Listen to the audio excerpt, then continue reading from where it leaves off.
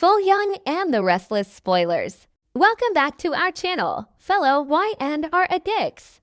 Today is a beautiful day to dive deep into the madness of Genoa City, and trust me, we have a lot to unpack today. Grab your coffee or your wine, because we are going straight into the deep end. I literally cannot even process what I just watched. I am sitting here in the dark, staring at my screen, typing furiously because if I don't get this out, I am going to explode. Can we talk about Sienna? Are we actually supposed to believe this girl? I mean, come on. She waltzes in, covered in fake-looking blood, and just declares that Matt Clark is dead? And the Newmans just buy it. I have been watching this show religiously since 2015, and I have seen some incredibly gullible behavior from this family. But this takes the absolute cake. I am so frustrated I could scream. Let's just back up a second because I feel like I'm losing my mind here. Sienna Bacall. The supposed innocent victim who thought she was married to a guy named Mitch Bacall. Yeah, right? Because in the age of the internet, you just marry a guy and have zero clue that he is actually Matt Clark, one of the most notorious, sadistic villains to ever torment the Newman family. It makes absolutely no sense, but what really gets me is how easily she manipulated Noah, sweet, tragic, perpetually heartbroken Noah Newman. And of course, Noah falls for it, because Noah always falls for it. Remember when he was with Tessa and she was secretly in love with his sister Mariah? Remember Courtney getting killed? The writers just love to torture this poor guy, and now they've handed him over to Sienna, who is clearly playing the longest, most twisted con in the history of Genoa City. I know some people are loving this dark romance angle, but personally, I am sick of seeing Noah used as a pawn. He is literally shielding her right now, trying to protect her because she showed up looking all haggard and traumatized. Wait, I'm getting ahead of myself. Let's talk about that scene on Wednesday. Sienna shows up, trembling, crying, with blood on her shirt, declaring that the nightmare is over. Matt is dead, she says. Oh, please, do I look like I was born yesterday? Matt Clark does not just die off-screen at the hands of some random girl from Los Angeles. That is not how soap operas work. If there is no body, and frankly, even if there is a body, the villain is not dead. I am 100% convinced that Sienna is a mole. She has been working with Matt this entire time. Think about her timeline. It is so painfully obvious. When she first popped up, she was adamant about staying in LA. She gave Noah this whole sob story about how she couldn't possibly imagine adapting to small-town life in Genoa City. She was pushing him away. But then, magically, right around the exact same time Matt Clark gets released from prison, she suddenly changes her mind. She suddenly decides GC is the perfect place for her. IT is a setup, a massive, glaring, neon sign setup. She was planted there. Matt knew exactly what he was doing. He used his own wife to infiltrate the Newman family, targeting the weakest emotional link, Noah. He knew Nick and Sharon would do anything to protect their son, and by making Sienna look like a victim, he forced them to take her in. He forced them to let their guard down. And the worst part is, it kinda worked. Well, it worked on Nick and Noah, but thank God for Sharon Newman. Am I the only one who is cheering for Sharon right now?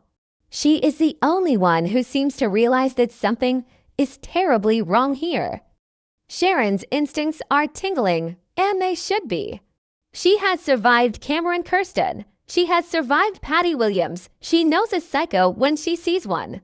The spoilers are literally saying that Sharon is questioning Sienna's loyalty, and I am here for it. Sharon knows that Sienna's story doesn't add up. You don't just accidentally marry Matt Clark and then magically kill him. Sharon probably looks at Sienna and sees exactly what I see, a Trojan horse. But of course, because Nick is currently spiraling out of control with his own demons, don't even get me started on the drug addiction storyline, which is breaking my heart into a million pieces he isn't seeing clearly. He wants to believe the threat is over so he can focus on his own mess. And that is exactly what Sienna and Matt want. They want the Newmans to think the war is won. Ding dong, the witch is dead. Right, wrong? Because, well, Sienna is crying her crocodile tears in Genoa City, making Noah feel like a big, strong protector. Matt is very much alive. We know from the timeline that Matt is currently in Las Vegas, setting up the most diabolical, sickening trap imaginable. This is where I start getting genuinely anxious. Because if Sienna convinced them Matt is dead, that means they are going to drop their guard. They aren't going to be looking over their shoulders. And when they finally get that inevitable distress call, maybe from Sienna herself, luring them out to Vegas, they are going to walk right into a slaughterhouse. We already know Matt has that abandoned gas station rigged. We know he planted tainted drugs in the storage unit specifically for Nick to find. Sienna is the key to all of this. She is the one who positioned the chess pieces. I bet you anything she tipped Matt off about Nick's vulnerability. How else would Matt know exactly how to weaponize Nick's addiction?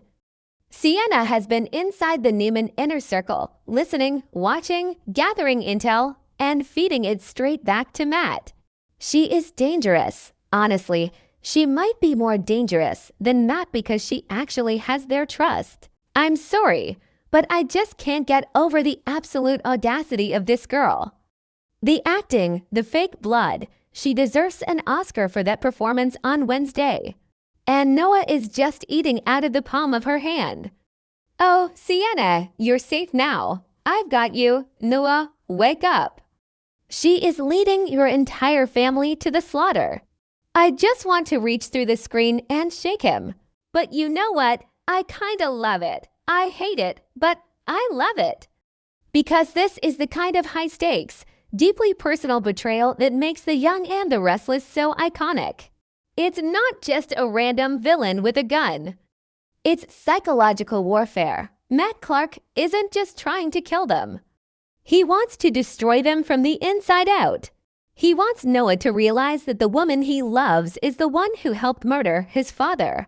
Because let's be real, Nick is in serious trouble. The spoilers say Nick is going to overdose on that tainted batch of fentanyl and cocaine, and he's going to be writhing on the floor while Matt watches on surveillance. And why did Nick even go to Vegas? Because of the web of lies spun by people like Sienna and Riza. They are all playing the Newmans. Adam is going to be fighting for his brother's life, and it all traces back to Sienna lowering their defenses. I am dreading the moment Noah finds out the truth. It is going to completely break him. He has already been through so much, and finding out that Sienna is a fraud, that her whole Mitch McCall story was a lie, that her bloody shirt was props, that she literally handed his family over to a psychopath, it's going to turn Noah dark. And honestly, maybe that's what he needs. Maybe sweet, nice guy Noah needs to snap and finally show some of that ruthless Newman DNA we all know is buried in there somewhere. Okay, back to the point. The point is, Sienna is not the solution to the Newman family's problems. She is the problem. She is the catalyst for the disaster that is about to unfold in Las Vegas. And I am just praying that Sharon's intuition kicks into high gear before it's too late.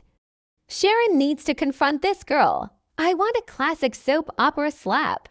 I want Sharon to back Sienna into a corner and expose her right in front of Noah. But knowing these writers, they are gonna drag this out. They are gonna let Sienna play the victim for weeks while Nick fights for his life in a hospital bed and Adam tries to clean up the mess. And I am gonna be sitting here every single day, screaming at my television, because that's what we do, right? We complain, we vent, but we never stop watching because we are hopelessly addicted to this drama. I just hope they don't try to redeem Sienna later. You know how they do that. They make a character do horrible things, but then they give them a redemption arc by saying, oh, Matt was threatening her family. She had no choice. Nitrogen monoxide. Do not do that. Let Sienna be bad. Let her be a brilliant, twisted con artist who almost took down the great Victor Newman's legacy. We need more unapologetic female villains anyway, and she is playing the part perfectly. So what do you guys think? Am I totally off base here? Am I the only one who thinks Sienna's bloody shirt was the fakest thing since Diane Jenkins' death? Please tell me you see it too. I cannot be the only one losing sleep over this. Drop your theories, because I need to know how you think this Vegas trap is going to explode and exactly how Sienna is going to be exposed. I'm gonna go rewatch that Wednesday scene and look for more clues, because there is no way she gets away with this.